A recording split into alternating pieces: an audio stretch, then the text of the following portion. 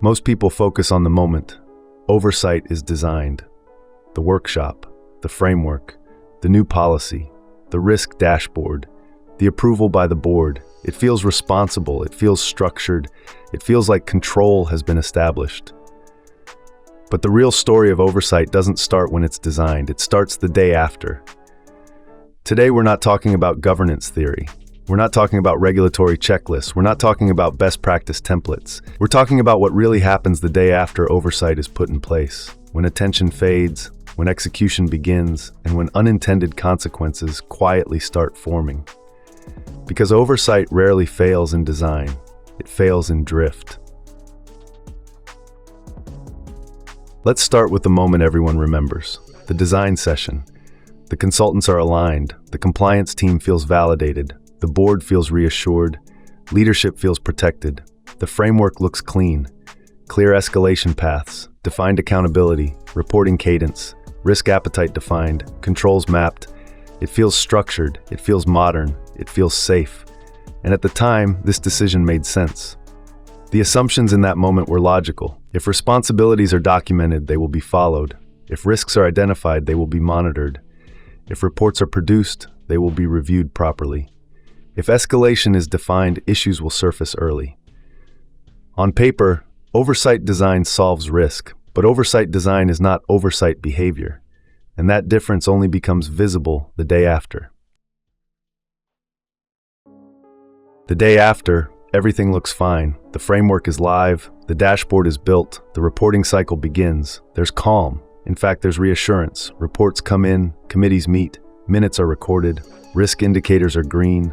People believe the system works. And to be fair, initially it does.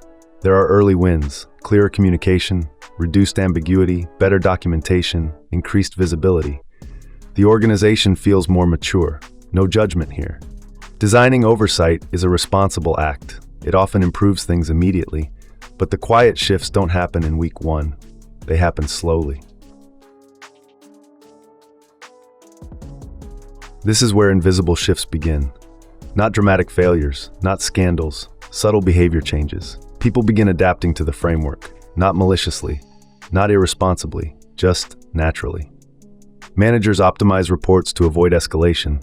Teams align language to risk appetite definitions. Committees become time-bound instead of substance-driven.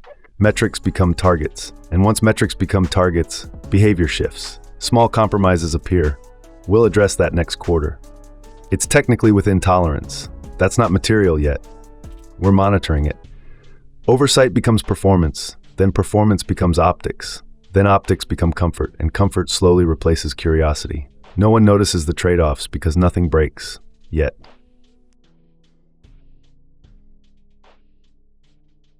The consequences don't arrive loudly, they arrive slowly. 6 months later, escalations are rare, maybe too rare. 9 months later, the dashboard is always green, even in volatile markets. 1 year later, a material issue emerges that technically sat within risk appetite the entire time, and leadership feels blindsided. How did we not see this? But nothing broke overnight. The signals were there, they were just diluted by normalization. Oversight didn't collapse, it calcified. And when oversight calcifies, it stops asking uncomfortable questions. That's when real risk begins. Most people don't ignore problems, they simply don't see them yet. Why? Cognitive bias. If the framework was well designed, we assume it's working. Overconfidence. We invested heavily in this structure. Process blindness. If reports are delivered on time, we equate punctuality with effectiveness. Emotional investment. No one wants to admit their oversight model has blind spots. Organizational inertia. Changing governance is harder than building governance. And here's the truth. Oversight rarely fails because people are careless. It fails because people are comfortable.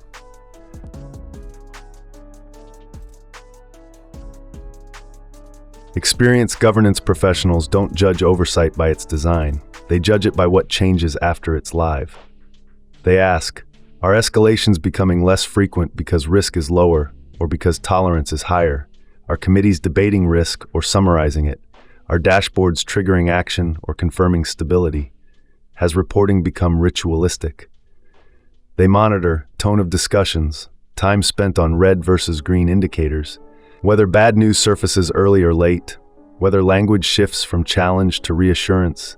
They expect drift, and they design for review of the design. Real oversight includes oversight of oversight, not as bureaucracy, but as discipline.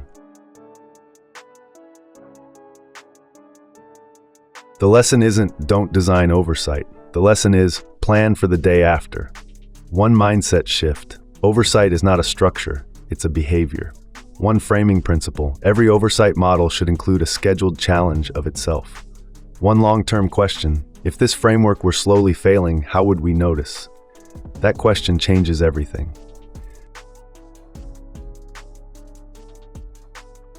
Most oversight frameworks don't fail at the moment they're designed. They fail in the months that follow, when familiarity replaces scrutiny.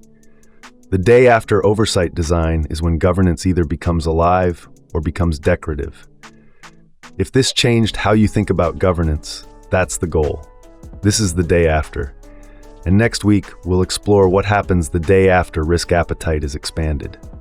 If you believe governance should be dynamic, not performative, subscribe to Governancepedia, because oversight doesn't end at design. That's where it begins.